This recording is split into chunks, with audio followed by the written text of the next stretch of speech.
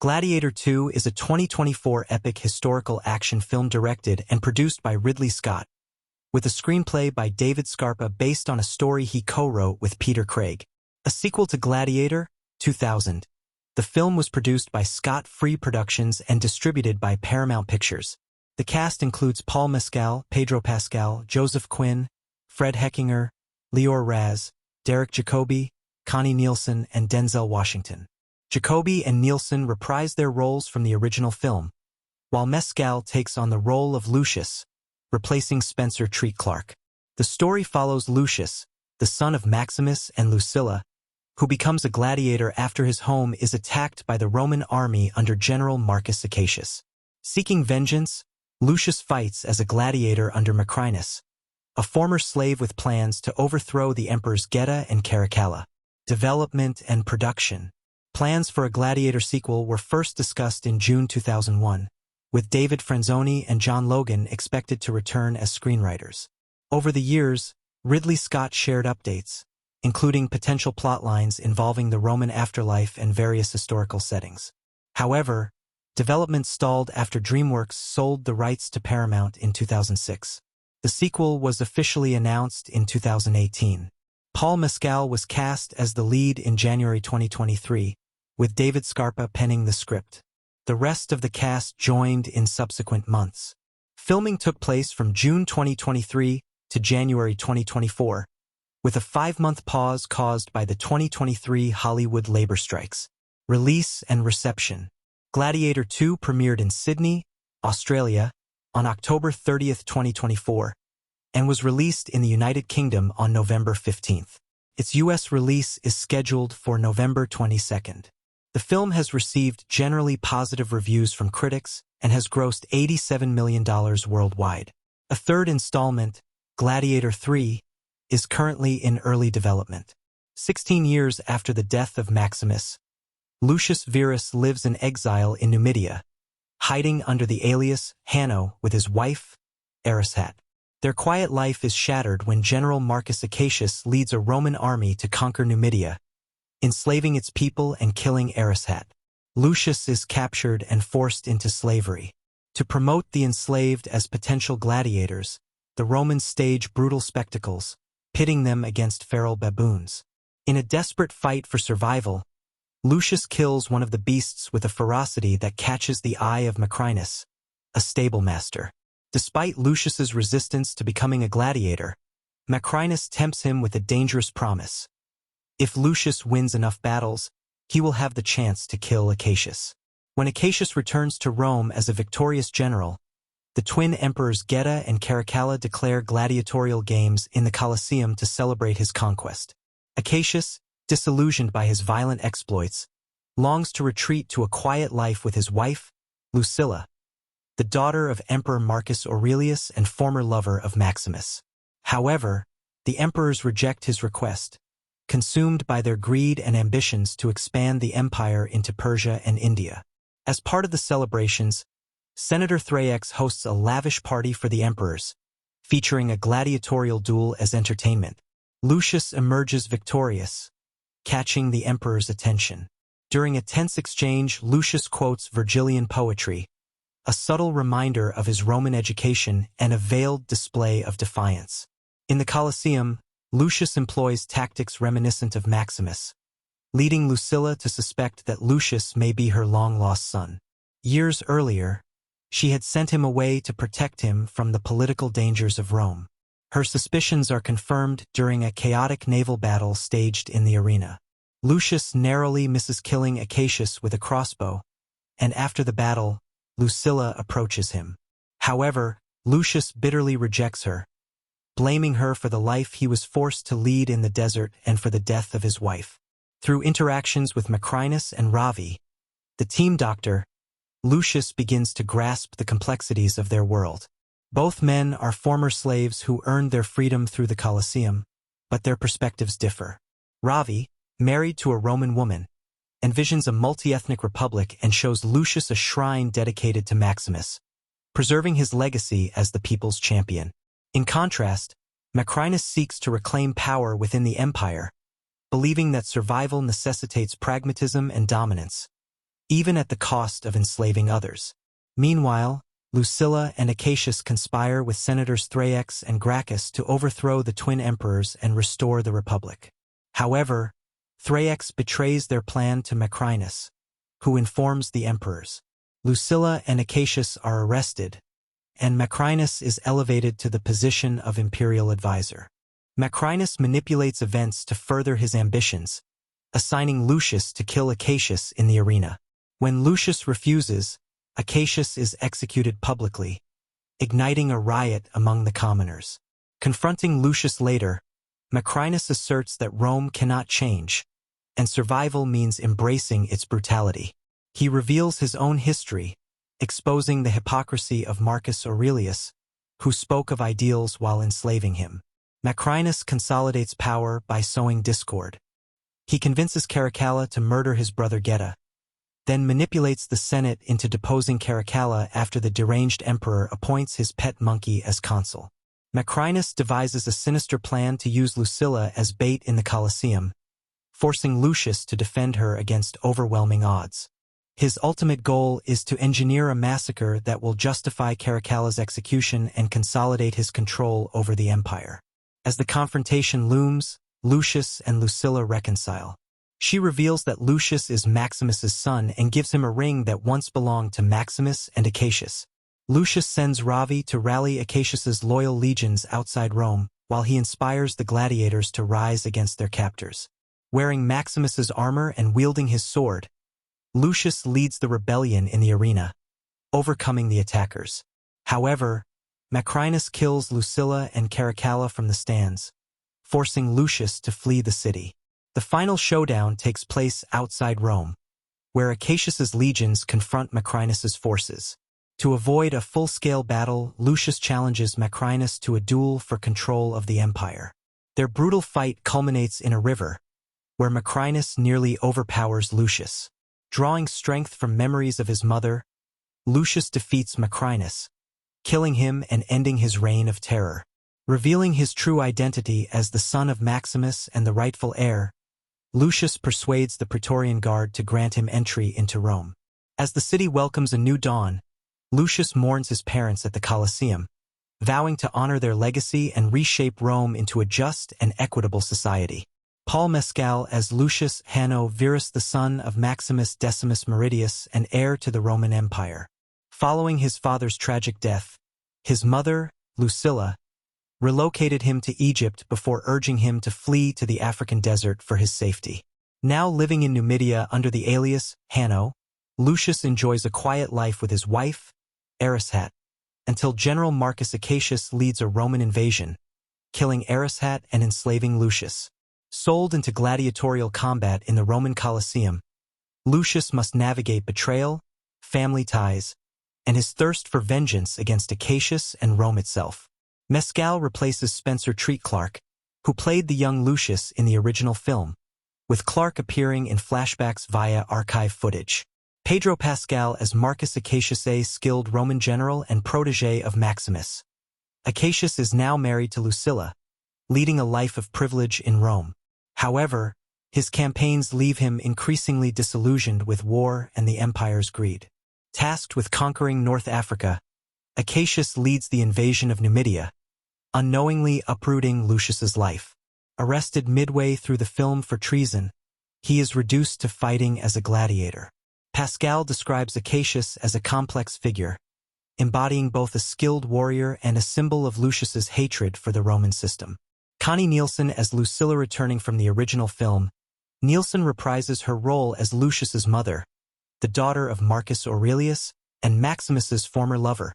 Lucilla, now married to Acacius, retains her political influence in Rome but is haunted by her past decisions, including sending her son into hiding to protect him.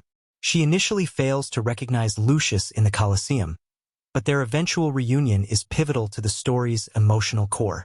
Denzel Washington as Macrinus, a former slave turned ambitious power player. Macrinus oversees a stable of gladiators and acts as an arms dealer for the Roman armies. Ruthless and pragmatic, he views the Colosseum as a means to secure his influence and ascend to the imperial throne. Washington describes Macrinus as willing to do anything to achieve his goals, embodying both cruelty and charisma. Ridley Scott added that Macrinus's character carries a gangster edge, with a backstory as a prisoner of war turned gladiator who fought his way to freedom. Joseph Quinn as Emperor Geta, one of the co-emperors of Rome, alongside his brother Caracalla. Quinn's Geta is arrogant and manipulative, drawing comparisons to historical figures like Romulus and Remus. Quinn avoided emulating Joaquin Phoenix's Commodus, instead taking cues from eccentric villains like Owen Davian, Mission, Impossible 3, and Jean-Baptiste Sorgue, The Fifth Element. Fred Heckinger as Emperor Caracalla, the unstable and volatile co-emperor of Rome. With his erratic behavior exacerbated by cognitive decline, Caracalla is an unhinged presence, accompanied by a pet monkey that symbolizes his descent into madness. Heckinger's portrayal is informed by inspirations like Sid Vicious, emphasizing the character's chaotic energy. Sir Derek Jacobi as Senator Gracchus, reprising his role from the original film. Jacobi portrays a principled Roman senator opposing the corruption of the imperial court. Gracchus's efforts to restore order intersect with Lucilla's conspiracy against the emperors. Alexander Karim as Ravi, a former gladiator who earned his freedom and chose to serve as a doctor for injured combatants. Ravi represents a voice of reason and optimism, envisioning a Rome where equality is possible. Tim McInerney as Senator Thraex, a corrupt senator deeply in debt to Macrinus. Thraex's gambling addiction makes him a puppet in Rome's political intrigues. Rory McCann as Tegula, the hardened leader of the Praetorian Guard, who enforces the emperor's will with brutal efficiency. Yuval Gonin as Arishet, Lucius's beloved wife, who is tragically killed during the Roman invasion of Numidia. Her death fuels Lucius's quest for vengeance. Alec Utgoff as Darius Acacius's loyal second-in-command, who becomes instrumental in the general's efforts to challenge the emperor's corruption. Peter Mensa as Jabarthier, Numidian chieftain and mentor to Lucius during his exile, who shares his enslavement and eventual transformation into a gladiator. Matt Lucas as the master of ceremonies, the vibrant and theatrical announcer of the Colosseum's brutal games, providing darkly comedic relief. Lior Raz as Vigo, a former gladiator turned trainer. Vigo prepares fighters for Macrinus's gladiator stable. Additional appearances include Spencer Treat Clark, Russell Crowe, Joaquin Phoenix, and other cast members from Gladiator, 2000 via archive footage. May Calamai also appears briefly as Macrinus's companion. Initial sequel ideas, 2001 to 2003. June 2001. Early talks of a prequel or sequel began, focusing on Lucius Verus, the son of Lucilla. 2002. Plans included exploring Lucius's parentage and potentially resurrecting Maximus. Discussions revolved around ancient Roman beliefs regarding the afterlife. 2003. Ridley Scott confirmed a script centered on Lucius 15 years after Gladiator, featuring Praetorian Guards ruling Rome. Conceptual changes. 2006, 2010s. 2006. Nick Cave wrote a draft titled Christ Killer, exploring Maximus as an immortal warrior fighting through history. The script, involving Maximus killing Jesus and spanning multiple eras, was rejected for being overly ambitious. Late 2000s. DreamWorks sold the rights to Paramount, halting development due to financial difficulties. Attempts at reworking the sequel continued sporadically. Revived interest, 2017 to 2021. 2017. Ridley Scott expressed renewed interest, with ideas solidifying around Lucius as the central character. 2018. Paramount officially greenlit the sequel. Peter Craig was hired to write, with Scott returning to direct. The story was set 25 to 30 years after the original film, focusing on Lucius. 2021. David Scarpa began rewriting the script after collaborating with Scott on Napoleon. The plot incorporated historical elements of Emperors Caracalla and Geta as the story's antagonists. Production and budget, 2023 to 2024. The sequel was greenlit with an initial budget of $165 million, but grew to over $300 million due to Ridley Scott's ambitious vision, including a gladiatorial battle involving rhinos. Paramount later clarified the net budget was closer to $210 million. The production received significant tax incentives in Europe, contributing nearly €47 million to offset costs. Creative approach and themes. Ridley Scott aimed to continue the legacy of Gladiator by exploring Lucius as a survivor grappling with the legacy of Maximus. The narrative delves into Rome's political corruption, familial ties, and the volatile reigns of Caracalla and Geta. The film revisits the philosophical underpinnings of power, vengeance, and morality from the original, while expanding on grander action set pieces that were previously unrealized due to budget constraints. Filming. Start date. Filming officially began in June 2023. Locations. Ouarzazate, Morocco. Early sequences were shot here, leveraging the area's cinematic desert landscapes. Malta. Used extensively as a stand-in for ancient Rome, including the Colosseum set. United Kingdom. Additional scenes were shot in locations like Devil's Dyke in Sussex during June 2024. Pre-production. Set construction began in Morocco in April 2023. Ridley Scott ensured Paul Mescal, Lucius, was comfortable by giving him early access to the Colosseum set, easing his nerves as a newcomer to large-scale studio productions. Challenges during filming. June 7, 2023.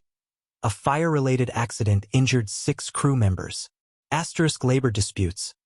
Production was suspended in July 2023 due to the Hollywood labor strikes. Fight sequences. A notable sequence involved a radio-controlled, 3D-printed rhinoceros. This scene took 2 to 3 days to film and was physically demanding due to extreme temperatures. Resumption and completion.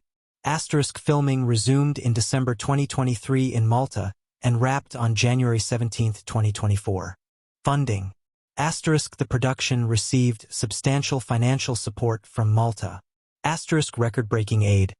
€46,653,961 was provided to the film by Malta's government, marking the largest state subsidy ever given to a cinematic production in the EU.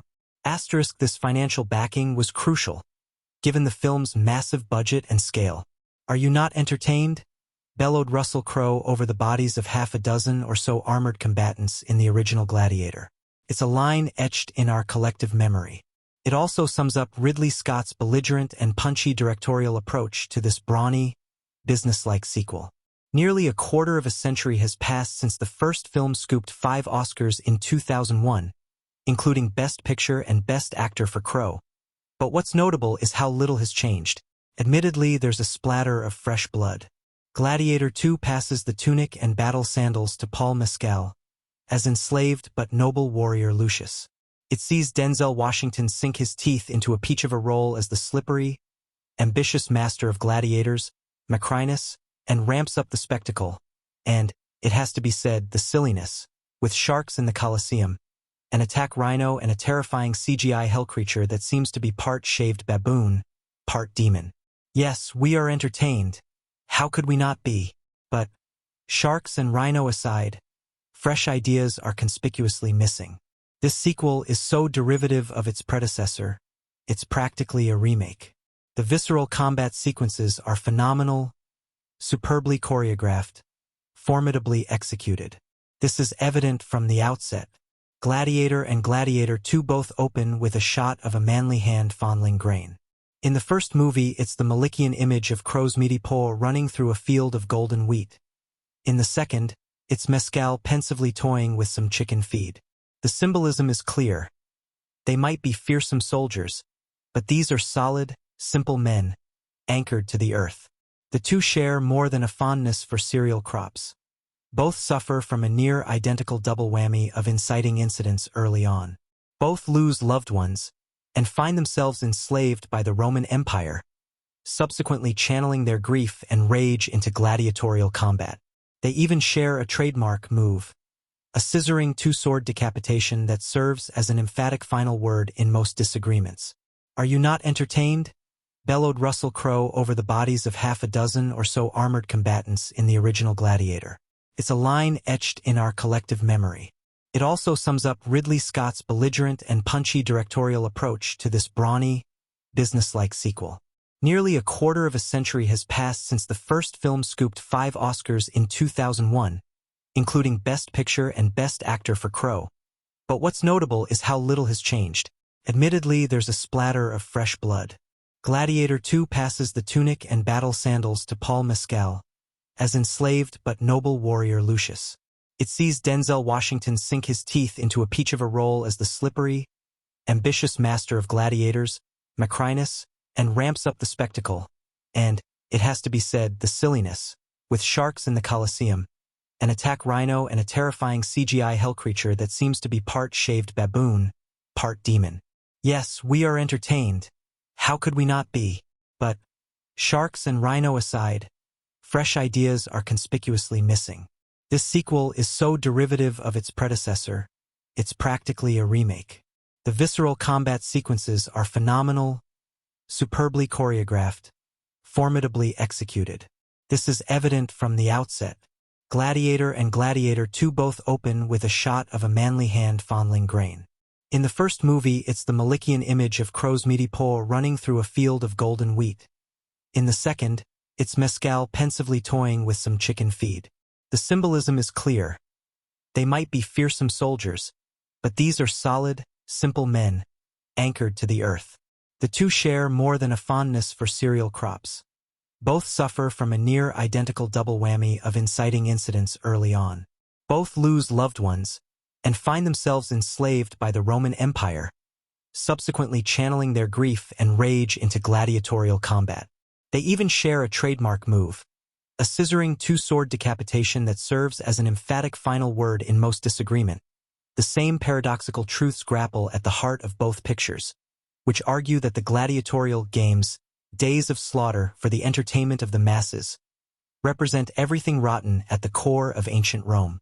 Cruel and fickle leaders, in this case the tittering, quixotic double act of brother emperors Caracalla, Fred Heckinger, and Geta Joseph Quinn, use them as a distraction from the grim realities of life for the average Roman, and as a convenient way to dispose of enemies. At the same time, the violence and savagery is rather the point of the Gladiator movies. The visceral combat sequences are phenomenal, superbly choreographed, formidably executed and edited with switchblade precision. Sure, Scott can dress it all up in a cloak of honor and dignity, but ultimately, the Gladiator movies tap into just the kind of primal bloodlust that whips the Colosseum audience into a baying frenzy. It's for this reason that Gladiator 2 is quite binary and schematic in its approach to good versus evil. In the latter camp, the Emperor brothers are enjoyably ghastly. Caracalla has a pet monkey, an advanced case of syphilis and the high, giddy laugh of a spiteful child. Geta is smarter, more calculating and vengeful, and wears so much fright mask makeup that he starts to resemble Betty Davis. On the side of honor and virtue we have Lucius, essentially a cut-and-paste version of Crow's Maximus, with added angst. Mescal acquits himself well in the action, and brings a wincing, grimacing bass note of despair to his righteous rage. But he's an actor who works best when he is excavating the tiny, textured details of a character, and this is a role that requires a more broad-shouldered and muscular approach. Crow's bullish, brawling line readings from the first film are much missed here.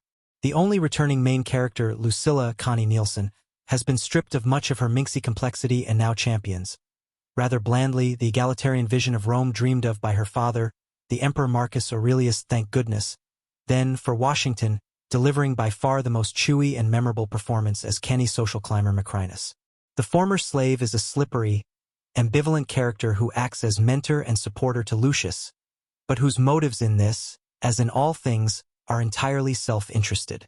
If we are entertained, it's not because of the sharks or the apes chowing down on the supporting cast, but because of Washington gnawing chunks out of the scenery every time he's in shot. It's nearly 25 years since Ridley Scott's Gladiator came out, and you've probably been wondering what happened to the little boy in that film. I know I have. I can't say it's kept me up at night, but at the back of my mind it's always been. Where is Lucius, son of Maximus, Nauus? Well, Lucius, son of Maximus, is Nauus a strapping lad with thighs of steel who has been forced to become a gladiator and fight for his life just like his pop. This film borrows heavily from the first installment. True, it does have some new elements. It has Paul Mescal, Denzel Washington, monstrous man-eating baboons, sharks, a camp little monkey in a frock, and all the historical inaccuracies we've come to expect from Scott.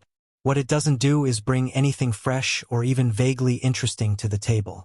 Compared to the original, it is plainly, and disappointingly, not as good as. The first Gladiator was hell to make. They were writing it as they went along. Russell Crowe, Maximus, kept storming out. The idea of Rome. Marcus Aurelius' dream of Rome, marred by the power struggle he didn't foresee. The gates of hell are open night and day.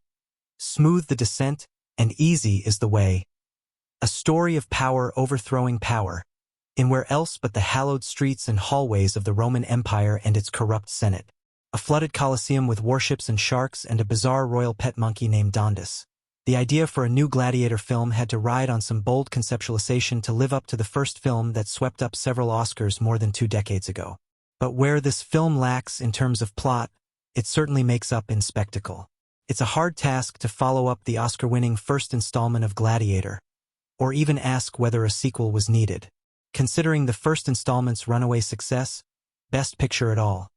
The comparisons it would draw from a sequel would surely hang heavy like a gauntlet on director Ridley Scott's shoulders as he ventured into crafting this sequel out of sudden, thin air. Delivering a film that could do justice and come as close to the first movie, as neck and neck as the fight between Commodus and Maximus in the first film, was warranted. However, Gladiator 2 delivered a glorious visual epic of the power struggle for the throne but lacked the finesse and the pervading plot lines and acting that made the first. I was thinking a lot about men while watching Gladiator 2 last week, and so, it seemed, was everyone else. In the woozy, shell-shocked aftermath of the presidential election, as everyone scrambled for explanations as to why Donald Trump won so decisively, conversations turned toward men. Men who voted so differently than women, who are lashing out against feminism, and who, faced with a mainstream culture that no longer guarantees their dominance, would rather opt out, leaving them forever in peril of slipping down a digital manosphere pipeline that ends with them dumped at the goblin-like feet of Andrew Tate, who celebrated the presidential results by declaring that the patriarchy was back. How are we going to reach the men? Pundits have been fretting, while a swath of liberals online have insisted that the answer is to engineer some kind of blue state answer to Joe Rogan. Never mind that Rogan himself would be unlikely to ascribe any committed political leaning to his podcast. In the midst of all of this, Ridley Scott's sequel to his burly 2000 hit about a Roman general turned arena fighter is opening against Wicked like some Barbenheimer reprise, except that Gladiator 2, despite its Best Picture winning legacy, is so underwhelming that you might leave thinking, maybe masculinity really is in crisis. I can't say that the trouble all started when Hollywood ceded romanticized historical masculinity to Redfern accounts that insist that brutalist architecture is bad and eating enormous amounts of raw liver is good. But I wouldn't say that's entirely inaccurate, either. The trick of movies like Gladiator and Master and Commander, which came out within 10 years of each other during what now feels like the last stretch in which these sort of throwback epics consistently got traction with large audiences, is that their bloodshed and grand speeches provided shelter for a lot of sentimentality, about honor and dying for what you believe in, sure, but also about men unabashedly relishing the camaraderie of other men. I knew a guy in high school who would start tearing up when talking about Braveheart, which was a testament to the weepiness of Mel Gibson's 1995 drama being as much a pull as the brutality of its battle sequences. Gladiator ends not with the body of Russell Crowe's Maximus being lifted up in respect to his place as a soldier of Rome, but with fellow fighter Juba, Jimin Hun-soo, burying his friend's family keepsakes in the floor of the Colosseum and vowing that they'll see each other again someday. Alas, the closest thing that Gladiator 2 has to Juba is a character played by Peter Mensah, who dies as soon as the movie leaves Numidia, which is being attacked by Roman legions when it begins. That kingdom, on the north coast of Africa, is where the film's exiled hero, Lucius, has ended up after secretly being sent out of Rome by his mother, Lucilla, Connie Nielsen, after the death of his father, who, the sequel makes explicit, was Maximus. In the 2000 film, Lucius was portrayed by a young Spencer Treat Clark, while in the new one, he's played by a requisitely beefed-up Paul Mescal in his first major studio role. The Irish actor, a usually intriguing presence, doesn't hold the screen here so much as he vanishes into its tumult. Of all the ways in which he feels miscast, the most fatal may be his utter inability to seem like someone other guys would follow to their deaths. Mescal's career to date has been heavily delineated by women, From his breakout role in the TV adaptation of Sally Rooney's Normal People to the part in Charlotte Wells's debut feature After Sun that made him a critic's favorite. And he has excelled at playing elusive objects of longing. But he's terrible at giving the rousing speeches that were so iconic in Gladiator and that Gladiator 2, which has a clunkier script written by David Scarpa, attempts to recreate. His instinct is to underplay these moments rather than bellow theatrically, which is a problem, especially when saddled with somewhat confusing slogans like, "Where we are, death is not." It's easier to imagine audiences snickering than weeping over Gladiator 2. As the first film demonstrated, these movies require an earnestness that this new one simply cannot maintain. Instead, like Scott and Scarpa's last collaboration, Napoleon, it tends to land in an uneasy place between inadvertent and intentional funniness.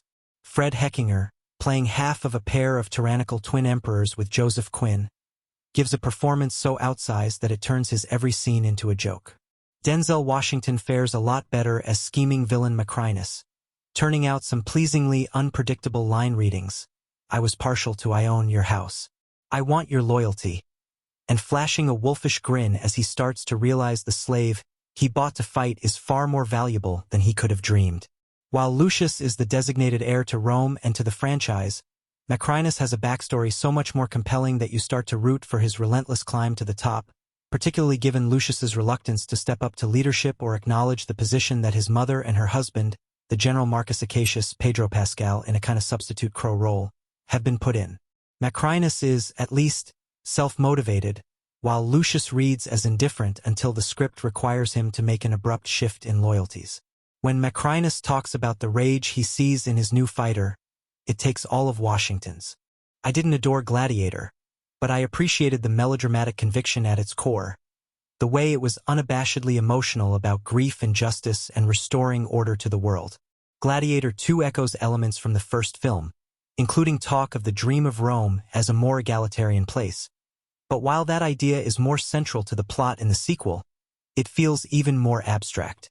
Rome in this film isn't solid enough to require saving or destruction. It's a series of historical interiors the characters pass through. It's only when characters fight that the movie comes alive. The best battle sequence is the agitated opening one, when Marcus leads a fleet of ships to conquer Numidia, raising built-in towers for his army to scale the walls and kill the soldiers trying to defend it, among them Lucius's archer wife. There are also Colosseum clashes involving a rhino-esque steed and a recreation of a naval battle that involves flooding the arena. Scott, the old pro, knows how to give these scenes a vicious vitality that overcomes any thoughts about how the Romans supposedly got live sharks in the water. But the thrill of the action sequences just underscores the hollowness of the rest of the enterprise. Sure, not all of us spend a lot of time thinking about the Roman Empire, but those who do deserve better than this. Gladiator 2 follows Lucius, Paul Mescal, son of Maximus and Lucilla, who becomes a gladiator after his home is invaded by the Roman army led by General Marcus Acacius, Pedro Pascal. Lucius seeks revenge against Acacius and fights as a gladiator for Macrinus, Denzel Washington, a former slave who plans to overthrow the Emperors Geta, Joseph Quinn, and Caracalla, Fred Hechinger. It's nearly 25 years since Russell Crowe starred in the first Gladiator movie, and after the trailer for this Ridley Scott directed dropped, some critics thought it looked like a retread of the first film. I don't have a massive connection to the first film, so I may have missed some connections or Easter eggs obvious to its fans. Either way, Gladiator 2 has classic elements of a hero's journey. It's big and bold, but does drag a bit in the second half. Mescal has presence and gravitas. Even if his performance does feel a little flat at times, he carries the film with confidence and he fills the shoes of Rusty Crowe pretty well. Denzel Washington's flamboyance as gladiator owner Macrinus is total fun to watch. He has such intentionality with everything he does. It's Denzel, so of course, that makes you wonder what they left on the cutting room floor. Pedro Pascal doesn't get heaps of play, but he gives a solid performance for a character with minimal screen time. Joseph Quinn as Emperor Geta has a sinister glee about him that's enticing to watch, while Fred Hechinger as Emperor Caracalla gets a little old with his gimmick. The battles are epic and huge. The sets look grand and tangible, particularly the Colosseum. I can't speak to the historical accuracy of riding rhinos in the Colosseum, but it's pretty cool to watch. Likewise, The naval battle scene is incredible and well choreographed. For all the action, Gladiator 2 has a slightly meandering pace with lots of broody moments from the key characters. It's a bit of a dad movie, but remains a worthy successor to the original. What's Latin for Groundhog Day? Once upon a time, Russell Crowe's beefy hero Maximus in Ridley Scott's sword and sandal classic Gladiator was the honest soldier outside the snickering metropolitan elite, out to gain vengeance and redeem Roman honor in the blood-spattered arena. His raw courage exposing the politicians' contemptible decadence. His defiant cry, "Are you not entertained?" spoke to the showbiz political complex of our own time, and when it was alleged last year that most men thought about ancient Rome every day, the suspicion was that what they were actually thinking about was that film. Now we are a generation along, and little has changed, in fact almost nothing. This sequel is watchable and spectacular, with the Colosseum created not digitally but as a gobsmacking one-to-one scale physical reconstruction with real crowds. Yet this film is weirdly almost a next-gen remake, effectively reincarnating almost every single narrative component of the original in a variant form, the events of the first film echoing in franchise eternity. For me, its existence means injuring the original's innocence, ever so slightly. Maximus was famously devoted to the memory of his murdered wife and son, though it seemed as if there had once been some emotional history, before his marriage, between him and the emperor's daughter Lucilla, Connie Nielsen, who has a boy of her own. Well, that boy turns out to have been Maximus's. Who knew? Maybe not Maximus.at28. Paul Mescal is younger than Crowe's 36 when he took the lead in G1, but he is massively bulked up with a new sonorous Britspeak growl. Charismatic and likable in the ways Mescal always is. He is young Lucius, who as a child made a chaotic escape from the moral cesspit of Rome and has grown to adulthood in separatist Africa Nova territory, which now faces being subdued by the clumsy cruelty of the Roman Empire. He is a soldier, and his wife Erishat, Yuval Gonin, is no simpering housefrau but a warrior also. There is no mention of a child, but I have a feeling we might in years to come find out about a son hidden away from the danger of battle. The Romans' tough, honest general Marcus Acacius, Pedro Pascal, does his duty but respects the Africans' martial bravery and has no truck with decadent Roman politicians. He is effectively the new version of Maximus battling the Teutons. Lucius is captured, sold into slavery, and yes, becomes a gladiator just like his dad, though intriguing and impressing his captors with an ability to quote Virgil. And just like his dad, he confronts the lisping, sneering, drawling, unmanly ruling class like Joaquin Phoenix's Commodus, but this time split into two. The co-emperors Geta, Joseph Quinn, and Caracalla, Fred Heckinger, each sporting panda-level eyeliner. As the slave owner and slave trainer, Denzel Washington inherits Oliver Reed's role. He plays the cunning and ambitious Macrinus, who plans to parlay his warlord status into political power, a Roman Yevgeny Prigozhin.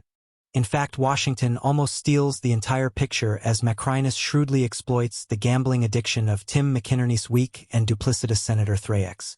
It is Washington who gets the line that might yet be this film's social media meme as he hisses into Thraex's cringing face. That, my friend, is Politixus, And as Lucius becomes a new insurgent superstar in this world of bread and circuses, a plot is hatched between Lucilla and Marcus Acacius to do away with the hateful Geta and Caracalla and reinstate the Republic. It is impossible to avoid the pedantic déjà vu in this film, or the feeling that its novelties are byproducts arrived at almost accidentally. Connie Nielsen's Lucilla is the one female character in the film with agency. She has a difficult, unspoken relationship with our hero, just like the first time around, but which here creates a weirdly Oedipal energy.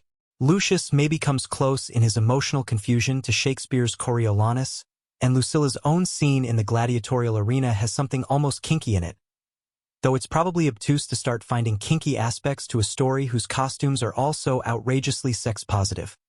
If the unofficial tagline of Gladiator was, "Are you not entertained?" then the tagline for Gladiator 2 is closer to, "Are you not reminded of Ridley Scott's Oscar-winning epic Gladiator, and specifically of its towering hero Maximus Decimus Meridius?" Hollywood's latest attempt to turn a one-and-done blockbuster into a replenishable IP. This big-scale and blustery action melodrama falls into the traps plaguing the last decade's worth of legacy sequels. Is it a glorified remake of the first film? Is its young protagonist 94% defined by their relationship to the first film's hero? Does it try to deconstruct the clear-cut narrative of its predecessor, only to be undercut by a requirement of reverence to treat that first film as an unimpeachable gospel? Yes, X3. To be fair, you don't spend $250 million on Gladiator 2 and not make a film that doesn't appeal to folks who think Gladiator was a classic and that Maximus was a god among men. This film's often childlike reverence for essentially itself makes me feel slightly fonder toward the other recent legacy sequel from the first film's original director, Tim Burton's Beetlejuice. As overstuffed and undisciplined as it was, it at least didn't treat Beetlejuice like one of the books of the Bible. What's frustrating is how what begins as a genuine fair play sequel in terms of representing the world as it is and thus heading toward a different endgame. Alas, it eventually changes its mind to reaffirm the correctness of its original protagonist. Like the first Gladiator, it's the story of a soldier who loses loved ones to violence and becomes enslaved by his oppressors, only to show strength and crowd-pleasing cunning in the arena. We quickly discover that Lucius Verus, Paul Mescal, is the grown-up incarnation of the young child, Spencer Treat Clark, who befriended Maximus. Moreover, as revealed in the second trailer, his connection to Russell Crowe's Oscar-winning protagonist is more direct. 20 years after Maximus killed the tyrannical emperor at the cost of his own life, his dream of a more explicitly democratic Rome has remained a fantasy. As Lucius mourns his loss and adjusts to his new life in bondage, he has already given up on anything beyond his vengeance. Lucius's target is not a villain but a Roman general, played by Pedro Pascal, who has more in common morally and politically with the late Maximus than the tyrannical twin emperors, Joseph Quinn and Fred Heckinger, currently on the thrones. Oh, and Marcus Acacius is currently shacking up with Lucius's mother, Lucilla, a returning Connie Nielsen.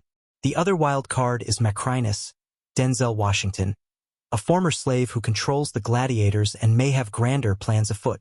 While many of the plot beats feel cribbed from its predecessor, the first half creates slightly more complicated conflicts, with our hero chasing vengeance against a sympathetic foe and the charismatic schemer not exactly earning our ire for wanting to change the current hierarchy of power. However, David Scarpa's screenplay eventually becomes anchored to the mythology of its predecessor, with endless callbacks in terms of dialogue and action beats, and repeated reverent references both to Maximus and to the philosophy he and Marcus Aurelius espoused before their violent deaths. Lucius becomes entirely defined by his connection to Maximus, right down to, minor spoiler, wearing his armor as if it were a comic book-accurate costume. Meanwhile, the virtuous characters eventually do little more than showering praise on the original Gladiator. While the pieces are arranged to arrive at a more challenging destination, it chickens out for a conventional finale that feels false both to the times in which it was made and, more importantly, to the film itself. The Patriot. I'd anoint the less crowd-pleasing Kingdom of Heaven as Scott's best film. My bitching aside, I enjoyed Gladiator 2 more than its predecessor. Credit the superior action scenes and Washington's showy turn. The mass battles and arena combat sequences are clean, colorful, and coherent, with a variety of gladiator scenarios that gleefully ignore the history books when applicable. Watching Washington's initially trivial character grow in scope and impact is delightful. Spoiler, he's not just doing a favor for Ridley Scott by showing up in a few trailer-friendly beats. It's yet another classic Denzel tricks Hollywood into thinking this promising young white guy is actually a movie star performance. Beyond my ongoing legacy sequel gripes, Gladiator 2 is an enjoyable time at the multiplex. The money is on the screen, while production values and technical specs are top-notch. It may be the best directed film from a guy over the age of 82 since Coin Toss, Scott's Own the Last Duel, also one of his best movies, or Sidney Lumet's Before the Devil Knows You're Dead. I wish it weren't as hamstrung by the legacy sequel/generational nostalgia circumstances. And yes, this whole your parents or grandparents culture is the only one that matters shtick is a problem, if only in terms of getting young viewers to show up in theaters. Gladiator 2 won't echo in eternity, but it will leave most audiences not entertained. Paul Mescal is the mesmerizing center of Ridley Scott's long-awaited Gladiator sequel, which balances emotional drama and social themes with all-out action spectacle. How can you not love a film that has swords, sandals, sharks in the flooded Roman Colosseum, Denzel Washington in flowing robes, and Paul Mescal biting a baboon? There's much more than that, both serious and camp, in Ridley Scott's exhilarating and fun sequel to Gladiator. which won the Oscar for Best Picture nearly a quarter of a century ago. Full of spectacle and spectacular performances, Gladiator 2 is by far the best popcorn film of the year. Mescal, a counterintuitive choice given his sensitive roles in Normal People and After Sun, is the mesmerizing center of the film, holding it together with the same power and magnetism Russell Crowe brought to the original. The sequel has a less perfect balance between emotion and action than the first, with beheadings and sword fights almost overwhelming the characters, but it comes close enough. Those comparisons aren't gratuitous because Gladiator 2 is full of echoes of the original, in which Crowe's Gladiator, Maximus, and the vile Caesar, Commodus, Joaquin Phoenix, battled to the death in the Colosseum. Lucius, Maximus's son with Commodus' sister, Lucilla, Connie Nielsen, returning to that role here, was then a small boy sent away from Rome for his own safety. 15 years later, here he is played by Mescal, more sinewy than usual but thankfully not pumped up to the cartoonish proportions of a Marvel character. Lucius has grown into manhood in Numidia in northern Africa, and soon plunges into war against the Roman invaders. Scott is in total command of the action scenes, and makes that point with an extravagant opening battle. Numidians catapult balls of fire toward the approaching Roman ships. Roman arrows fly toward the Numidian battlements. Lucius's warrior wife is killed, and he is captured and sent toward Rome, vowing revenge against the empire's general Acacius, Pedro Pascal. The Rome he returns to is more colorful and sinister than ever. Now there are two decadent emperors, twins ruling jointly without regard for the populace, creepy visions in pasty white face makeup and heavy eyeliner. Joseph Quinn is especially chilling, quietly intense and fearsome as Geta, the smarter and therefore more dangerous of the two. Fred Heckinger is the wild-eyed, out-of-control Carosella, the Fredo to Geta's Michael Corleone. Washington plays the enigmatic Macrinus, a wealthy businessman and owner of gladiators who buys Lucius. With jeweled rings on every finger and gold chains around his neck, Washington approaches the role with absolute gusto and over-the-top delivery as Macrinus schemes for power. But at times he pulls the performance back enough to reveal the canniness beneath that brash persona. Pascal's fans may be disappointed in his relatively smaller role and subdued performance. He doesn't make much of an impact, even though it turns out Acacius is married to Lucilla and shares her desire to depose the demented, bloodthirsty emperors that in the big action arena scenes. Scott pulls out all the stops. A Roman enters riding a rhino. The editing is kinetic as tigers and baboons are unleashed against Lucius and the other gladiators, who are called barbarians. Lucius is so fierce he chomps on a baboon's furry arm. At close range those baboons are conspicuously fake, a weak spot in special effects that are generally smooth. Some distant backgrounds also look flatly CGI'd, but Scott stages the action with enough volatility to overcome those small glitches. Where his recent Napoleon, 2023, was big and sluggish, and House of Gucci, 2021, a ludicrous mess, Gladiator 2 has the masterful pacing of Scott's best films, including the classics Alien, 1979, and Blade Runner, 1982. In the smaller scale episodes, Scott knows when to give Mescal the close-ups that allow him to shine, exuding Lucius's determination and anger. That is especially true in his defiant conversations with Macrinus, who does not yet know that Lucius is the heir to the empire, but wonders why this gladiator can quote Virgil. Mescal's intelligent performance raises the level of the film beyond its violent combat. And some of the violence is emotional. Most viewers will know going in, as the film's trailer reveals, that Lucius is Maximus's son, so we are way ahead of most characters. But one of the most bracing episodes takes place when Lucilla recognizes the gladiator as her son and visits him in his jail-like cell. A meeting that defies our easy expectations under its crowd-pleasing surface. Though, the film's theme of political power, of who wields it and how, is strong and purposeful, even if Scott cagily weaves it into the colorful show. Asked by the New York Times if he saw a connection between his Roman Empire and the political world today, Scott bluntly answered, "Yeah. If we don't watch it, we're getting worse," adding, "I try and keep that in the forefront in the film," pointing to some of Lucius's questions about what Rome values. Is this how Rome treats its heroes? Lucius yells from the arena when one of them is killed. That social theme was evident in the first Gladiator, where the civic-minded Senator Gracchus, Derek Jacobi, who returns briefly in the sequel, warns against underestimating the shallowness of the mob, easily placated with bread and circuses. He will bring them death and they will love him for it, he says of Commodus, who offers no more than the distraction of the games. In Gladiator 2, Lucilla says, "The people are weary of the madness, the tyranny. Which of them is right is the sequel's open question." As Lucius talks about his grandfather's dream of a Roman Republic and asks the citizens, "Dare we rebuild that dream together?" If we're lucky, Scott may have an answer. He told The Hollywood Reporter that he has an idea for Gladiator 3 inspired by The Godfather 2. From his lips to the Roman god's ears, opening and setup. The film begins with Lucius as a young Roman soldier fighting in Germania. His life takes a tragic turn when he is captured by Teutonic tribes during a brutal battle. Sold into slavery, Lucius is forced to become a gladiator, retracing the path of his late mentor, Maximus. Lucius in the arena. As a gladiator, Lucius quickly gains recognition for his intelligence, courage, and skill. His ability to quote Virgil impresses his captors and marks him as unique among the enslaved.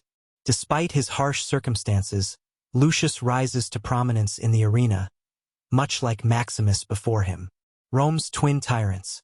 The Roman Empire is now ruled by the co-emperors Geta, Joseph Quinn, and Caracalla, Fred Heckinger, whose debauchery and cruelty have pushed Rome into further chaos. They are decadent and manipulative, embodying the worst of Rome's ruling class.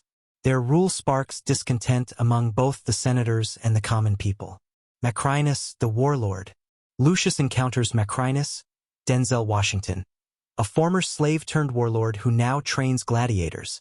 Macrinus is cunning and ambitious, aiming to exploit the instability in Rome for his own political gain. He becomes both a mentor and a rival to Lucius, manipulating events to his advantage. Rebellion and political intrigue.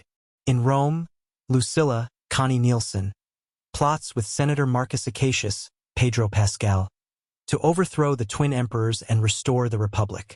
Lucilla, haunted by the memory of Maximus, sees Lucius as a beacon of hope for change. Their relationship becomes emotionally fraught, blending maternal care with unresolved grief and admiration for his resemblance to Maximus. The gladiatorial games. The film's centerpiece is a series of elaborate and brutal gladiatorial games held to distract the populace. These scenes include a battle with a 3D-printed, remote-controlled rhinoceros that pushes Lucius to his physical limits. Sharks in a flooded Colosseum, a spectacle of absurdity and danger meant to impress Rome's elite. Lucius's fame grows as he becomes a symbol of defiance and strength, attracting the attention of both the public and the ruling class. Lucius's conflict. Lucius struggles with his legacy and identity. He is torn between his personal quest for vengeance and the larger goal of restoring Rome. His primary target is not the emperors but a Roman general, Pedro Pascal, who shares values similar to Maximus, complicating Lucius's desire for revenge. Rebellion ignites. Lucius's popularity as a gladiator allows Lucilla and Acacius to mobilize the masses. Together, they plan a daring coup to dethrone Geta and Caracalla. Tensions escalate as alliances shift, and betrayals unfold. Climactic battle. The film culminates in a massive showdown in the Colosseum, where Lucius faces off against his oppressors. Wearing Maximus's iconic armor, he channels the spirit of his mentor while forging his own path. The battle sequences are grand and emotionally charged, combining personal stakes with the spectacle of war. Resolution. The rebellion succeeds, but at great cost. Lucius emerges as a hero, not only for his physical triumphs but also for his moral fortitude. The Republic is restored, but the film leaves open questions about whether true change is possible in a corrupt system. Lucius, burdened by his losses and the weight of Maximus's legacy, walks away as a figure of hope for a better future. Gladiator 2 is a tale of legacy, vengeance, and the eternal struggle for freedom and justice, blending action-packed spectacle with political intrigue and emotional depth. Origins and early ideas. 1. The success of Gladiator 2000, directed by Ridley Scott and starring Russell Crowe as Maximus Decimus Meridius, Gladiator was a critical and commercial triumph. It won 5 Academy Awards, including Best Picture and Best Actor, and became one of the most iconic films of its time. 2. Initial talks for a sequel following the film's success. Discussions about a sequel began almost immediately. However, the challenge lay in the death of Maximus, the central character, at the end of the first film. This presented a narrative roadblock. Nick Cave's outlandish script, 2001 to 2003. At one point, musician and screenwriter Nick Cave was brought in to draft a sequel. His script was highly unconventional. It involved Maximus being resurrected by the gods to fight in various wars throughout history, including World War II and the Vietnam War. The concept was ultimately deemed too bizarre and abandoned. Development resurgence. 2018-2020s. 3. Ridley Scott's renewed interest. By 2018, Ridley Scott expressed a serious interest in revisiting the Gladiator universe. Producer Walter F. Parks confirmed that a sequel was in active development, focusing on Lucius Verus, the young nephew of Commodus who admired Maximus. 4. Screenwriter David Scarpa, known for his work on All the Money in the World and The Day the Earth Stood Still, was hired to write the script. The story would explore themes of legacy and the passage of ideals across generations. Casting and production plans. 5. Casting announcements, 2022 to 2023. The sequel gained momentum with the announcement of a high-profile cast. Paul Mescal as Lucius Verus, the central character. Denzel Washington in a pivotal role as Macrinus, the gladiator trainer and political schemer.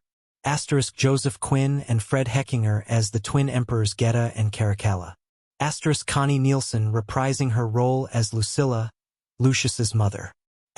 Pedro Pascal as Marcus Acacius, a Roman general. 6.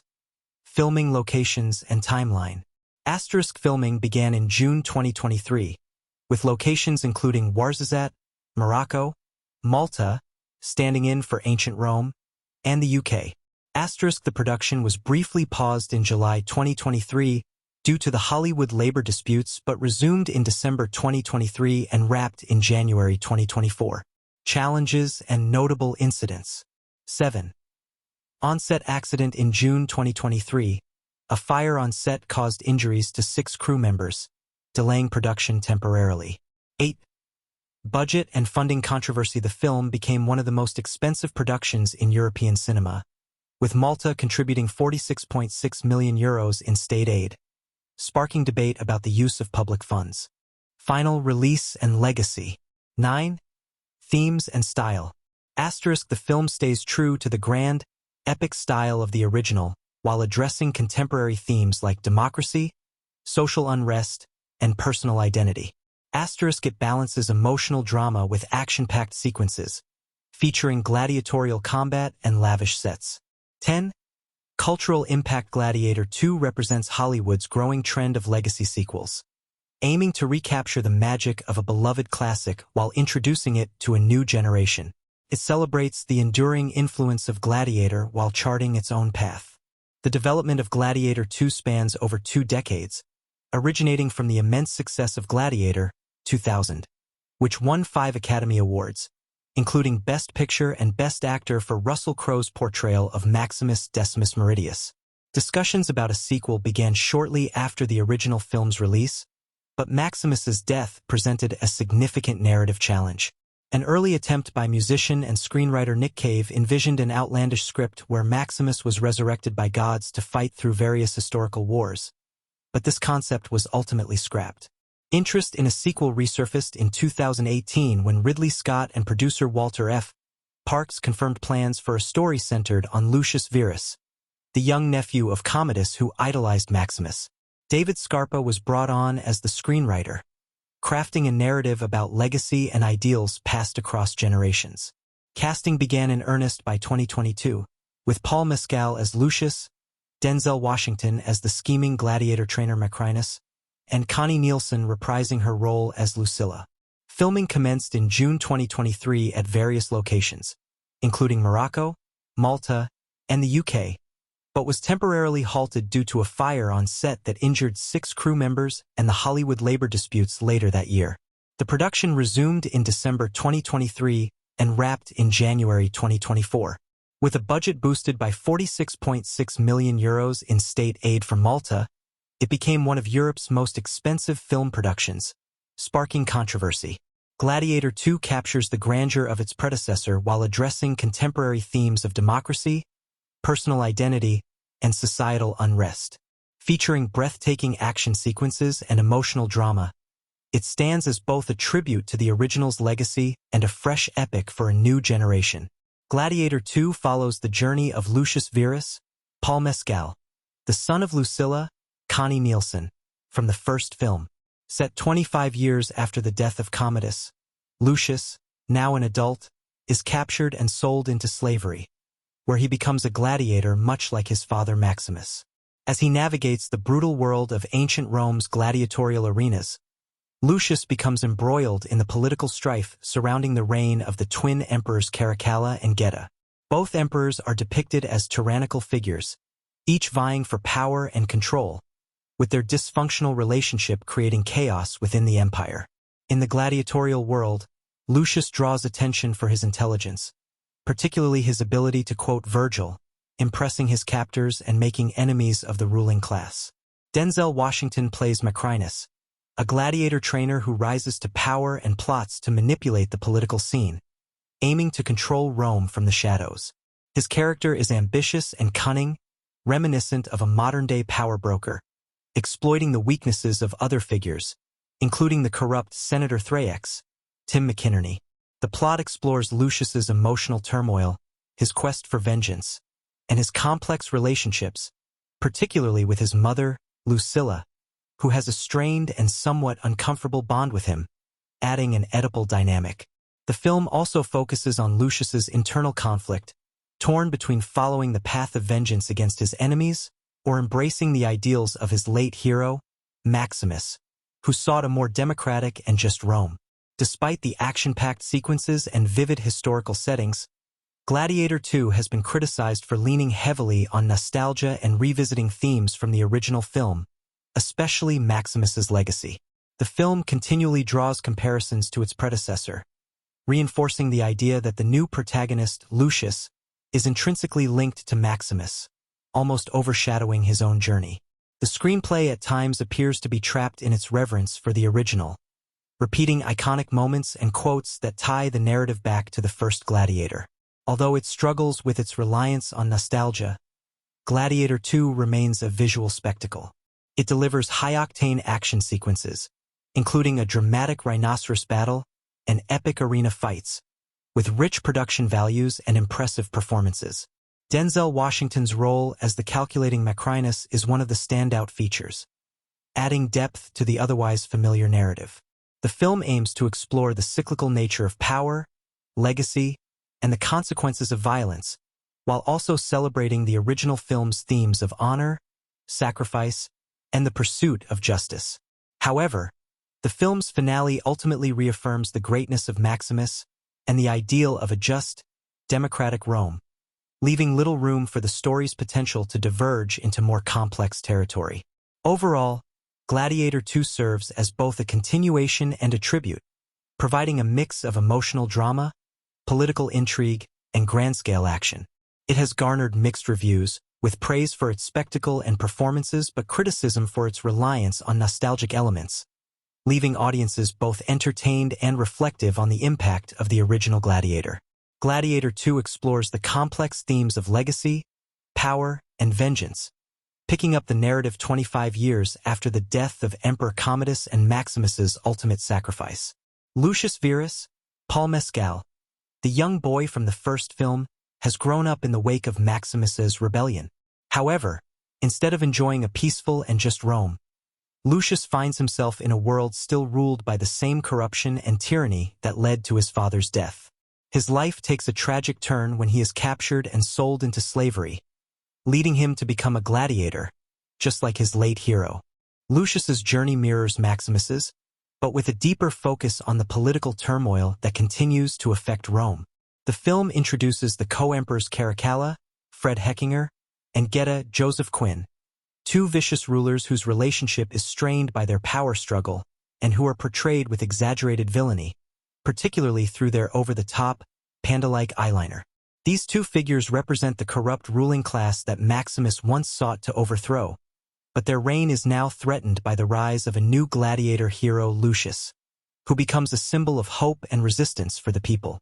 The film also delves into the complex relationships between characters, notably Lucius's strained bond with his mother, Lucilla, Connie Nielsen, and the political maneuverings surrounding the empire's future.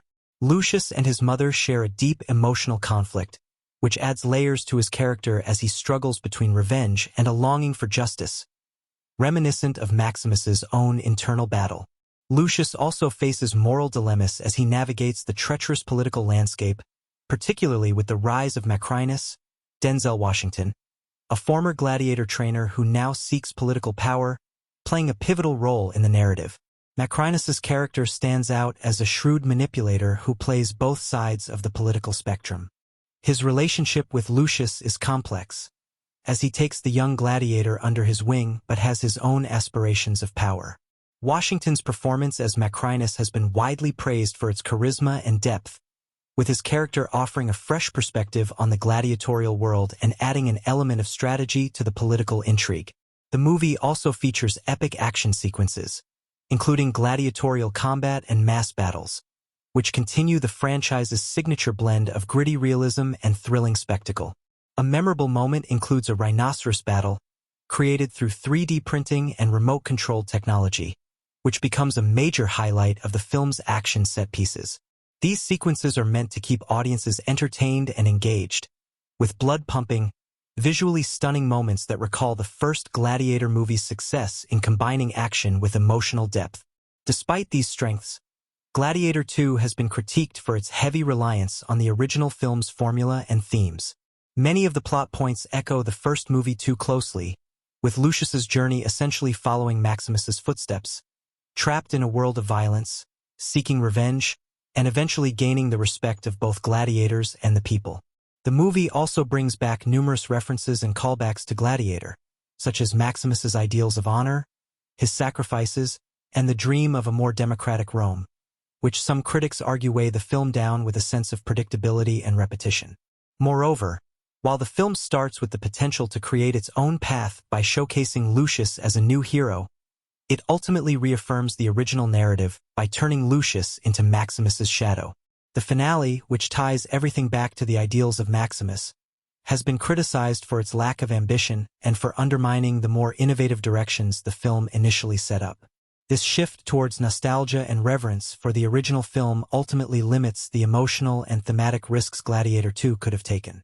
In conclusion, Gladiator 2 is a spectacle-driven, action-packed continuation of the franchise, with powerful performances and strong production values. However, it struggles with the weight of legacy and nostalgia, leaning too heavily on the past rather than carving out a new and distinct story. While it provides ample entertainment and satisfies fans of the original, it ultimately plays it safe by adhering to the formula of its predecessor, leaving some of its potential for fresh storytelling untapped. Gladiator 2 continues to explore the tension between personal vengeance and larger political change, while grappling with Rome's internal strife and its impact on individuals.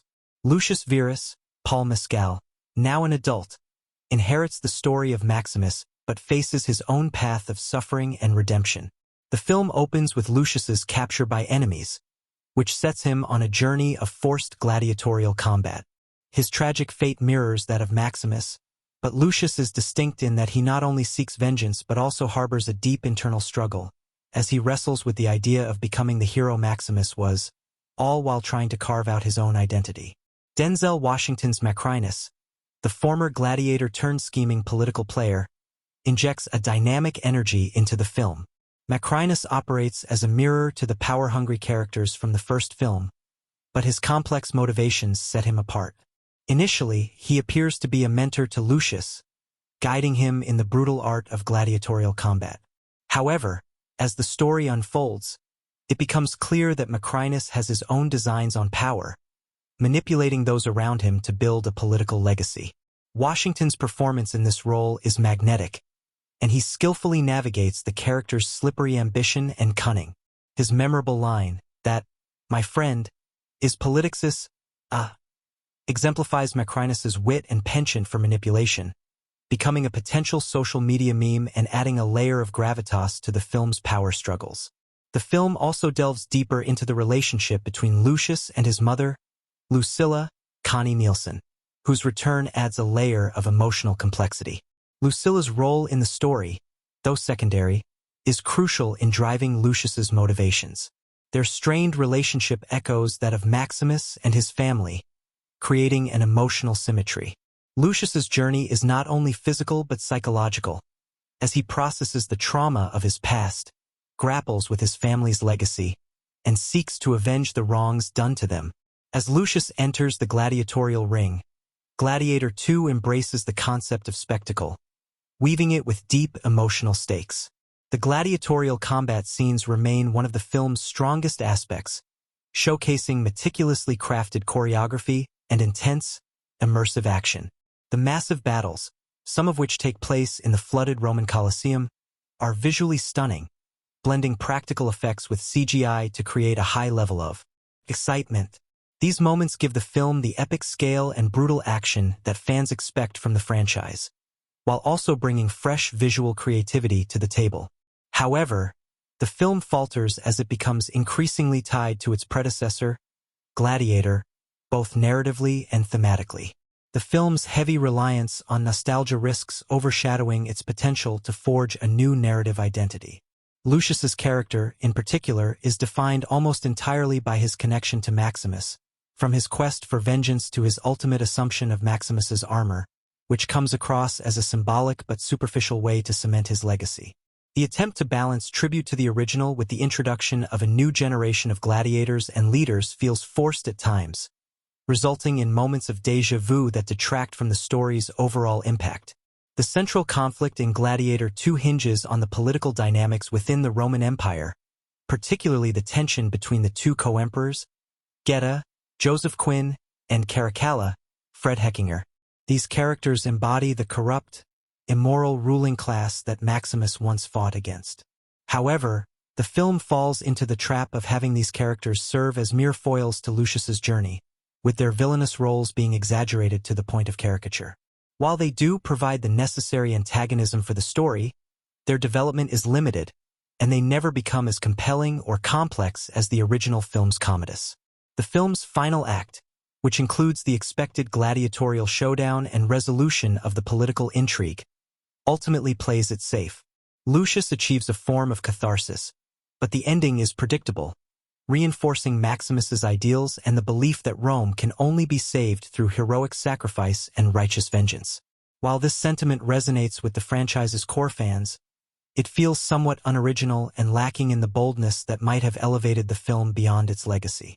In spite of its flaws, Gladiator 2 remains an entertaining spectacle that fans of the original will likely enjoy.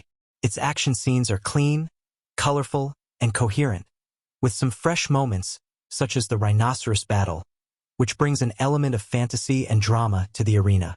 The performances, particularly from Paul Mescal, Denzel Washington, and Connie Nielsen, elevate the material, and Ridley Scott's direction ensures the film retains the visual grandeur expected of such a high-budget sequel. In the end, Gladiator 2 may not stand the test of time in the same way its predecessor did, but it offers a satisfying experience for viewers craving a mix of action, drama, and nostalgia.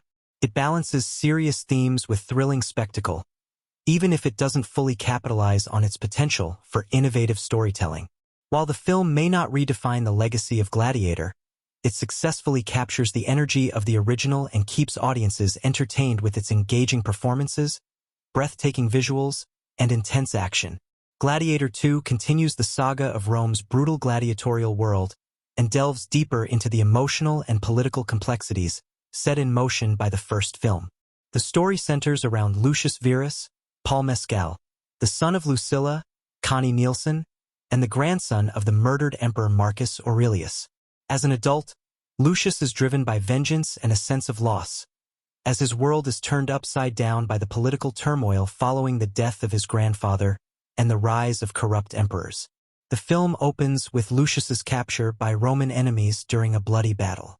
As a result, he is sold into slavery and forced to fight in the gladiatorial arena, much like the father he never knew, Maximus, Russell Crowe, whose actions had once inspired him. Unlike his father, however, Lucius has the intellectual depth to become a force of change and a symbol of hope, but this becomes intertwined with his desire for vengeance. Early in the film, Lucius impresses his captors with his intelligence and emotional resilience, as he can quote Virgil and other great works of Roman literature.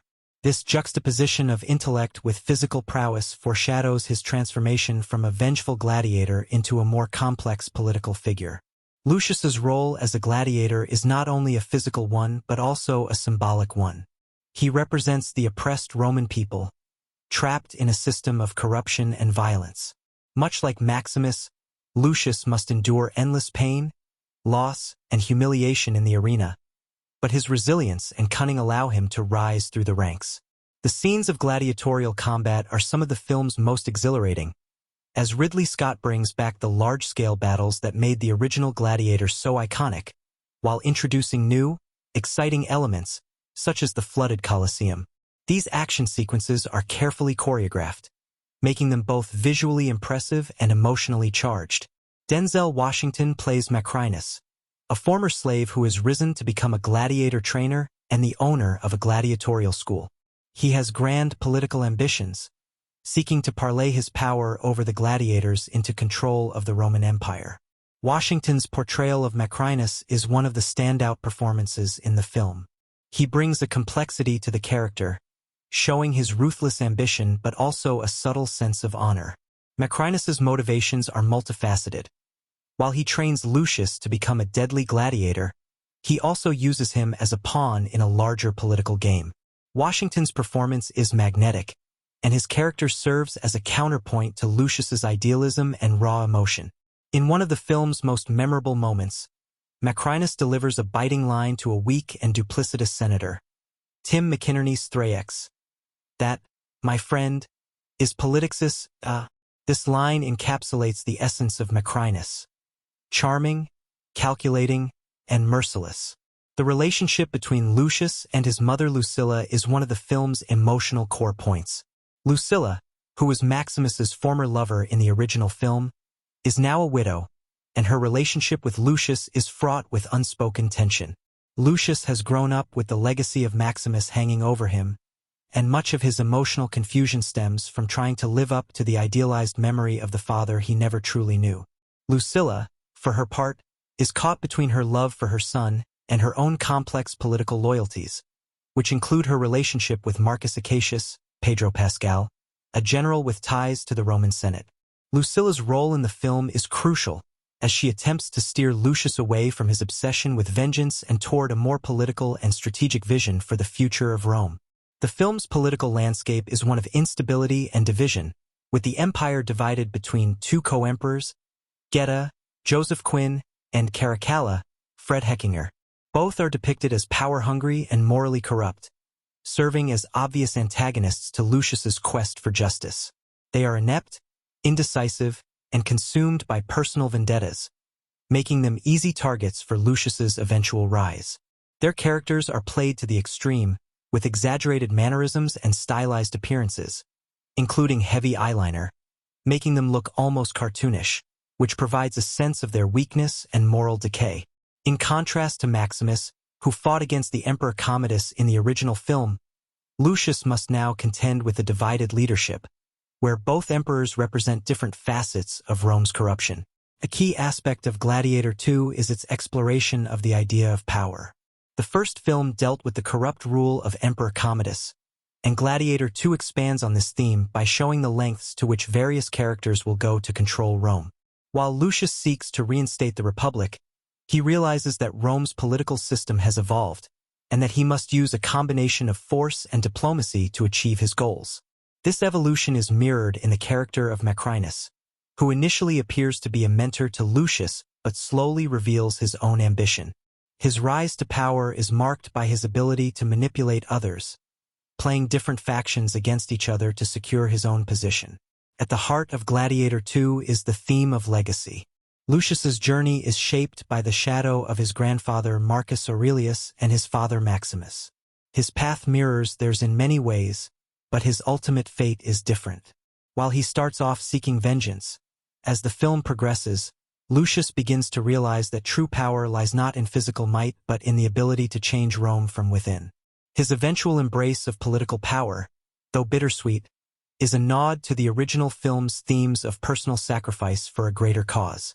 Despite its strong performances and visually stunning action sequences, Gladiator 2 faces the challenge of being a legacy sequel.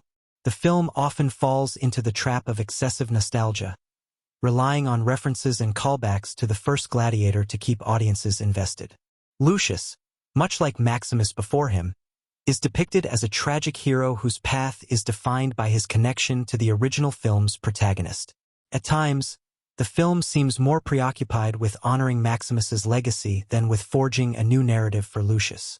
This is most evident when Lucius dons his father's armor in a symbolic gesture, which feels like a forced connection to the original rather than an organic part of his character's development. At its heart, Gladiator 2 is about legacy, the legacy of Maximus, of the Empire, and of the people who fight to change the course of history. Lucius is at once both a product of his environment and a symbol of change, embodying the ideals of Maximus but also forging his own path. His journey is marked by both personal loss and political awakening, as he moves from the narrow confines of revenge to a broader vision of justice and reform.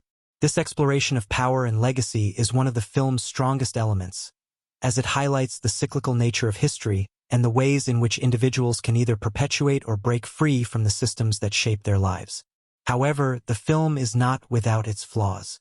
As a legacy sequel, it occasionally falls into the trap of relying too heavily on nostalgia for the original Gladiator.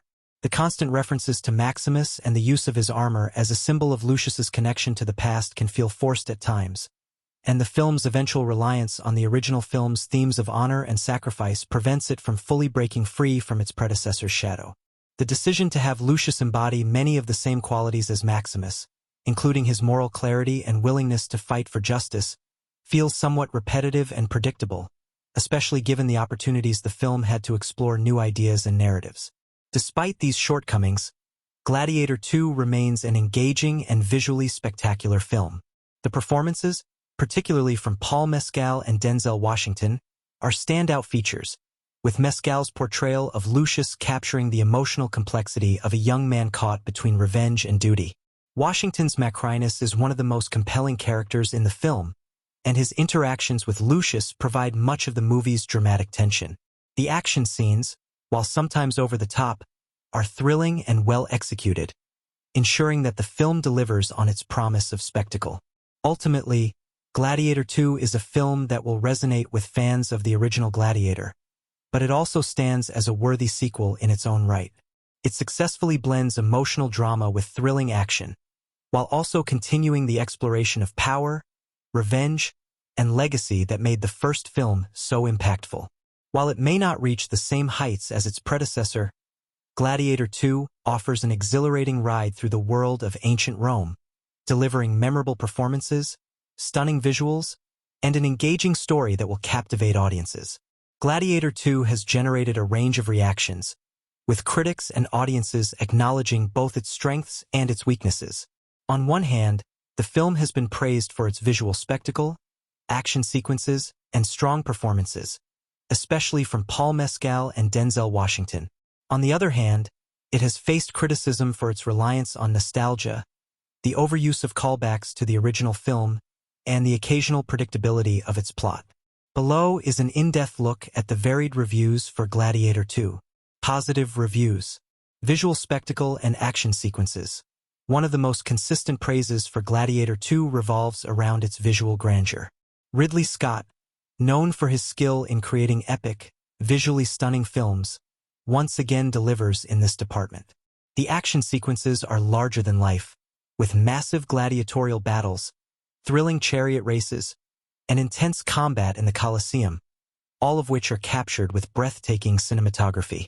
The film's budget, reportedly around $250 million, is apparent in the scale of the spectacle. Critics have called the film a visual feast, lauding its immersive world-building and the grandiose set pieces that rival the original in their scope. One of the standout moments is the flooded Colosseum scene, a truly unique and visually arresting sequence that mixes action with elements of mythology, drawing audiences into the spectacle. Strong performances. Paul Mescal's portrayal of Lucius has been widely regarded as one of the film's strongest points. As the grown-up version of the young boy from the first film, Mescal brings emotional depth and complexity to the character. Critics have noted that while Lucius is thrust into a world of gladiatorial combat, his journey is more than just a physical one. He must navigate his internal struggles, from seeking vengeance to questioning the corrupt Roman system that ensnares him. Mescal's performance is praised for its emotional resonance and ability to carry the film's heavy themes. Denzel Washington's portrayal of Macrinus, the former slave-turned-gladiator owner and political schemer, has also been highlighted. Washington adds gravitas to the film, with critics calling his performance charismatic and captivating. His character is a strategic manipulator who is willing to exploit others to climb the political ladder, and Washington injects Macrinus with both ruthlessness and charm.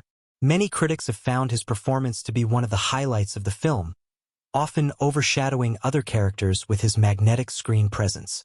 Emotional core. Although Gladiator 2 is filled with action, many critics have appreciated the emotional depth the film brings to its characters, particularly Lucius and his relationship with his mother, Lucilla, Connie Nielsen. The film explores themes of legacy, vengeance, and power, providing a nuanced view of Roman society. Critics have noted that while the film offers an exhilarating spectacle, it doesn't lose sight of the emotional journey at its heart. Lucius's internal conflict between revenge and his moral compass is central to the narrative, giving the film an emotional weight that is often missing in typical action-heavy blockbusters. Criticism and mixed reviews. Reliance on nostalgia. Despite its many merits, Gladiator 2 has received considerable criticism for its reliance on nostalgia. Critics have pointed out that the film often feels more like a tribute to the first Gladiator than a standalone story. There are numerous callbacks to the original film, from references to Maximus's Russell Crowe dream of a republic to Lucius wearing his armor like a costume. While these references may delight longtime fans, they also risk overshadowing the film's ability to stand on its own merits. The constant reverence for the original film sometimes detracts from the fresh potential that Gladiator 2 could have had as a new chapter in the saga. Some reviewers have noted that the plot of Gladiator 2 plays it safe by echoing the first film's structure, which makes it feel overly familiar. Lucius's journey is similar to Maximus's. He seeks vengeance, finds strength in the gladiatorial arena, and ultimately tries to lead Rome in a direction of justice and reform. This repetition of themes and narrative beats leads some critics to argue that the film doesn't quite live up to the unique storytelling of the original. Predictability and conventionality. While the action and spectacle keep the audience engaged, some reviews argue that the story is predictably conventional. Despite moments of emotional and political complexity, the narrative eventually resorts to a traditional action movie structure. Lucius's character arc, while compelling, feels somewhat repetitive and familiar. The plot doesn't offer any major surprises, and by the time the film reaches its finale, it follows a formulaic trajectory that echoes the original Gladiator in ways that some find less satisfying. Critics argue that the film could have pushed the envelope further by exploring more complex or unconventional themes, but it ultimately plays it safe with a conclusion that reaffirms the moral clarity established in the first film. Underdeveloped characters. Some of the supporting characters, while well acted, feel underdeveloped. For example, the co-emperors Geta and Caracalla, played by Joseph Quinn and Fred Heckinger, respectively, are introduced as central antagonists but are often reduced to caricatures of cruel and indecisive rulers.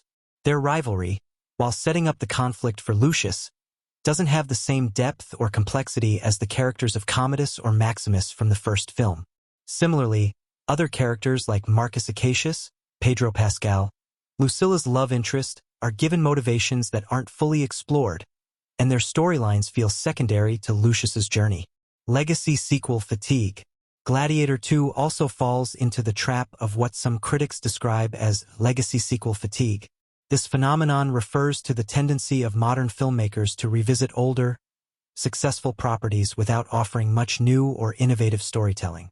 Many have compared Gladiator 2 to other recent legacy sequels that seek to recapture the magic of the original without breaking free from its shadow. While Gladiator 2 offers thrilling action and top-tier performances, it often seems more concerned with maintaining the legacy of Gladiator than forging its own identity. For some critics, this results in a movie that feels like an exercise in nostalgia rather than a fresh take on the Roman epic genre. Audience reception. For general audiences, Gladiator 2 has been met with a more favorable reception. Fans of the original film, particularly those who remember the powerful performances and intense action of the first Gladiator, have found much to enjoy in this sequel. The spectacular visuals, thrilling gladiatorial combat, and the performances of Mescal and Washington are major draws for fans. However, some viewers have expressed disappointment at the film's reliance on familiar tropes and its failure to expand beyond the shadow of the original film. While Gladiator 2 has garnered positive reviews for its action and spectacle, it has yet to capture the same cultural impact that the first film did. Conclusion. In sum, Gladiator 2 is a film that strikes a balance between spectacle and emotional drama, but it struggles to break free from the legacy of its predecessor. It offers thrilling action sequences, stunning visuals, and strong performances, particularly from Paul Mescal and Denzel Washington. However, its reliance on nostalgia, predictable narrative structure, and underdeveloped secondary characters prevent it from fully reaching the heights of its predecessor. For fans of the original Gladiator, it's an enjoyable return to the world of ancient Rome, but for others, it may feel like a missed opportunity to chart a new course for the franchise. Ultimately, Gladiator 2 is a film that, while entertaining, does not quite live up to the legendary status of its forerunner. Gladiator 2 continues to spark considerable discussion and critique, with its blend of visual spectacle, emotional beats, and narrative choices shaping a nuanced reception. While the film boasts some highly commendable aspects, there are also recurring criticisms that stem from its legacy sequel nature, its emotional underpinnings, and its portrayal of power dynamics. The impact of Ridley Scott's direction. One of the most significant aspects of Gladiator 2 is Ridley Scott's directorial vision.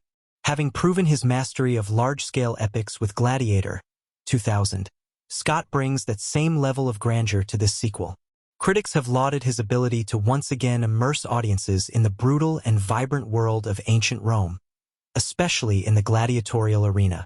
His handling of large-scale action sequences is unparalleled, as the camera swirls around bloody and tense moments, keeping viewers at the edge of their seats. The choreography of the Gladiator fights is as exciting and intense as in the original, with some particularly creative set pieces, including a sequence involving sharks in a flooded Colosseum. This spectacle, however, is contrasted by quieter, emotional moments that show Scott's ability to balance action with deeper human connections. But this same grandeur has also led to criticisms of the film's lack of subtlety in certain areas. Ridley Scott is often lauded for his ability to evoke profound philosophical questions in his films, yet in Gladiator 2, some argue that the deeper themes, particularly about revenge, power, and the cost of liberty, are overshadowed by its relentless pacing and indulgent action sequences. This creates a sense that while the film engages with the complexities of Roman society, it does so in a way that sacrifices emotional resonance for spectacle. The story's exploration of power and revenge. In terms of plot, Gladiator 2 ventures into themes of vengeance and the political machinations that define Roman history. Lucius, now grown and portrayed by Paul Mescal, navigates a world in which power is both fragile and absolute. His journey mirrors that of Maximus in many ways, with Lucius initially seeking revenge for the loss of his family, only to find himself in a more complicated battle with a corrupt political system. The film delves into the relationship between personal and political power, exploring how individuals can become tools of larger political movements. However, some critics have pointed out that while these themes are noble in theory, the execution often falls short. Lucius's journey, while emotionally engaging, ultimately feels overshadowed by the legacy of Maximus.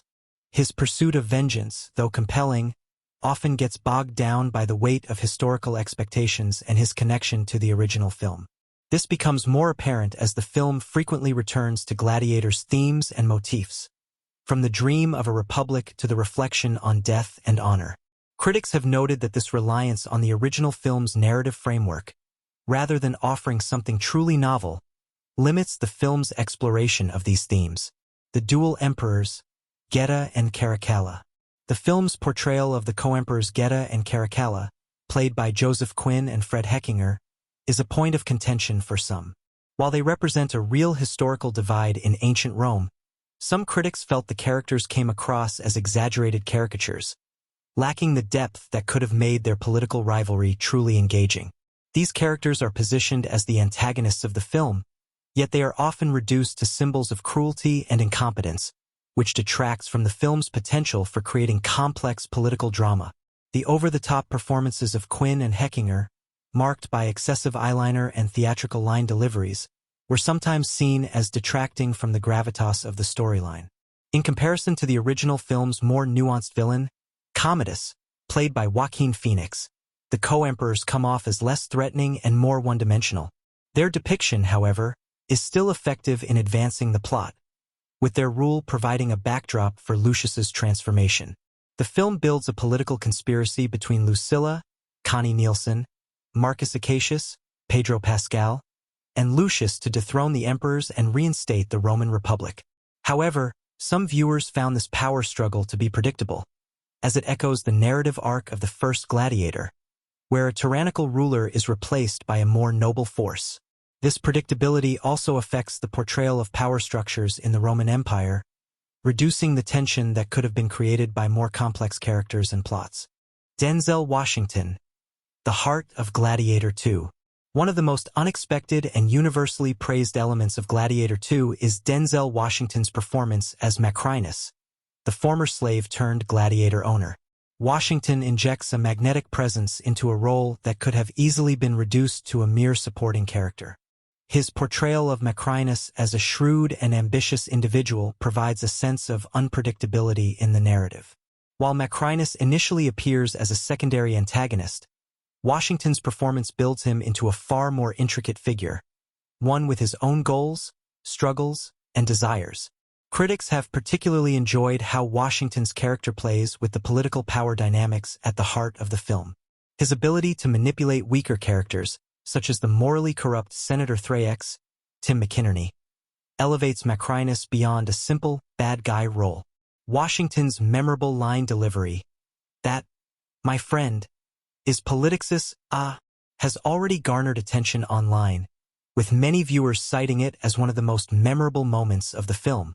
Washington's performance adds complexity to the political intrigue and helps elevate the film beyond its reliance on action and spectacle. Emotional and character development. In contrast to the action-heavy scenes, the emotional arcs in Gladiator 2 have received mixed reviews. While Lucius's emotional journey is central to the plot, the film sometimes struggles to balance character development with the demands of its action sequences. The emotional stakes are often undercut by the relentless pacing, which leaves little room for the characters to truly reflect on their internal conflicts.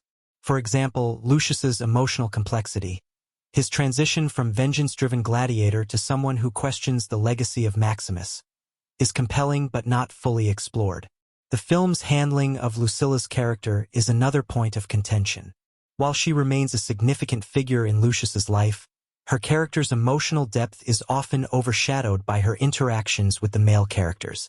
The film hints at an unspoken, somewhat Oedipal tension between Lucius and Lucilla, but it is not fully developed, leaving some critics to feel that this relationship could have been explored in a more meaningful way. The legacy sequel conundrum. Ultimately, Gladiator 2 struggles with the legacy sequel dilemma. It is both a continuation of the first film's story and a standalone film. While this dual nature provides fans with some of the familiar elements that made the first film so beloved, it also prevents Gladiator 2 from reaching its full potential. The film is both a homage to the original and an attempt to chart new territory, but in doing so, it often becomes bogged down by the weight of expectations. The reliance on familiar themes and references to the first film hampers the sequel's ability to carve out its own identity, and as a result, some critics have described it as a remake in disguise. Despite these critiques, the film's spectacle and star performances, particularly from Mescal and Washington, make Gladiator 2 an entertaining, if flawed, follow-up. The film might not carry the same cultural weight or critical acclaim as its predecessor, but it is still an exhilarating ride for those seeking an epic in the style of Ridley Scott's original film. Ultimately, Gladiator 2 succeeds in delivering the kind of big-screen action spectacle that Hollywood is known for, but its reliance on the first film's legacy leaves it feeling somewhat formulaic at times. Expanding the Gladiator world. In many ways, Gladiator 2 is not just a continuation of Maximus's story, but an expansion of the world Ridley Scott created in the first film. While the original Gladiator was primarily focused on Maximus's journey for vengeance and justice, this sequel delves into the broader political landscape of Rome, emphasizing the intricacies of power, betrayal, and empire. Gladiator 2 offers a much more expansive view of Rome, from the arena to the halls of power, exploring how the empire's politics affect both the powerful and the oppressed. However, in its attempt to broaden the narrative scope, the film risks losing the intimacy and personal stakes that made the first Gladiator so compelling. Some critics argue that by shifting the focus to Lucius's story and a host of new characters, Gladiator 2 sacrifices the emotional depth of the original. The film spends considerable time weaving political intrigue, conspiracy, and gladiatorial battles, but the emotional impact doesn't always resonate as strongly. This leaves the film feeling at times more like a spectacle than a deeply emotional narrative. Character development and continuity. The central figure of Gladiator 2, Lucius Verus, has the unenviable task of living up to the legacy of Maximus, the heroic figure who became a symbol of rebellion against tyranny. In the first Gladiator, young Lucius, played by Spencer Treat Clark, was a secondary character, but in this sequel, he emerges as the protagonist. Paul Mescal's portrayal of Lucius is impressive, capturing both the vulnerability and the resolve of a man shaped by the violence and chaos of the world around him. His arc, from a vengeful gladiator to a character who questions the very system he is a part of, echoes Maximus's journey in many ways, but Lucius's motivations are more complicated. He's not just avenging his family.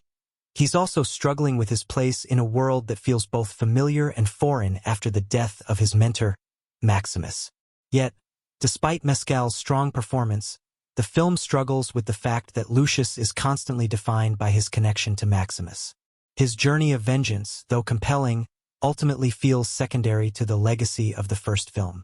Lucius's emotional development is often overshadowed by the film's tendency to reference and mirror the events of Gladiator, making it feel as if the story is more about preserving the memory of Maximus than about forging a new narrative. One of the more interesting dynamics in Gladiator 2 is the relationship between Lucius and Lucilla, his mother, played again by Connie Nielsen.